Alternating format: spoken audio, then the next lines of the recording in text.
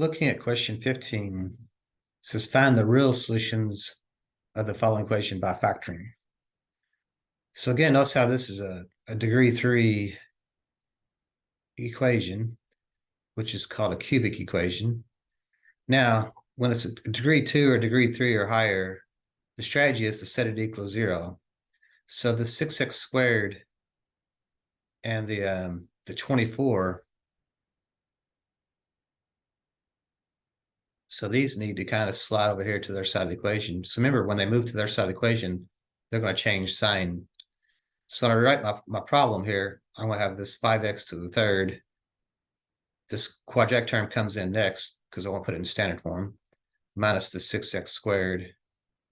The linear term goes next. That's going to be a positive 20x. But when this 24 comes over, it's going to become a negative 24. That's going to equal then 0. So again, when it comes to factoring this, notice how it has 4 terms. A 4-term expression, the best strategy is using a box. So what I would be doing is putting a box around the first 2 terms and putting a box around the second 2 terms. So essentially what I'm saying is these become my pieces, and these pieces are going to be connected by addition. So my next strategy is to find the GCF of each box. So I don't see a common factor between a 5 and a 6, but notice how these x's, they have 2 x's in common. So I'm going to factor out an x squared. By factoring out 2 x's, that's going to leave me an x in the 5. By factoring out both x's, that's just going to leave me the minus 6. And I can double check, does x squared times 5x give me 5x cubed? It does. X times negative 6 does give me negative 6x squared.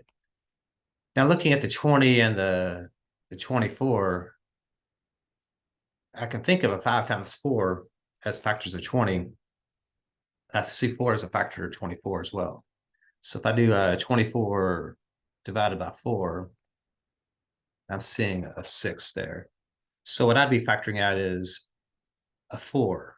They both have a common divisor or common factor of 4. So remember, a divisor and a factor are basically the same thing. So since I'm pulling out a positive 4, I'll put a plus 4 out here.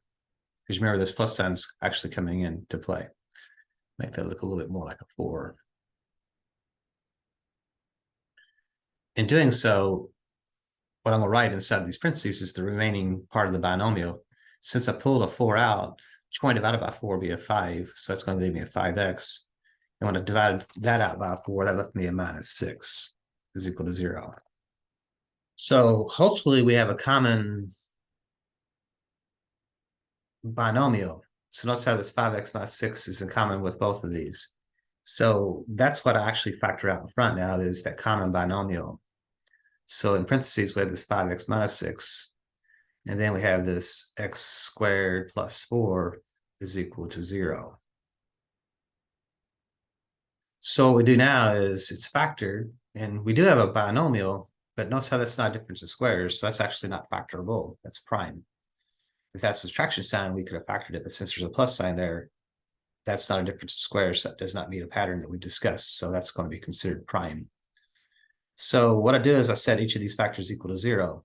5x minus 6 is equal to 0, and x squared plus 4 is equal to 0. So remember, this is going to be linear. So I'm going to move the 6 over, and that's going to give me 5x equals 6. And then the 5 goes underneath as a denominator, so that's going to be 6 over 5, because you're going to be dividing both sides by 5. So this 5 essentially just becomes a denominator. So 6 this would be a solution. So if I move the 4 over, I'm going to get x squared equals negative 4. Now, this is where you have to kind of look at it and use your logic. And notice that if you square a number, it can never be negative. So this can never be true using real numbers. So this has no real solution. There's not a real number you can square, because any real number you square is always going to be a positive or 0. It will never be negative. So this is going to have no real number solution. So there's only one real number solution. That's the 6/5. So there's going to be 3 solutions, but 2 of those solutions are not going to be considered real solutions. And we'll get into that here shortly. So there's only one real solution to this example.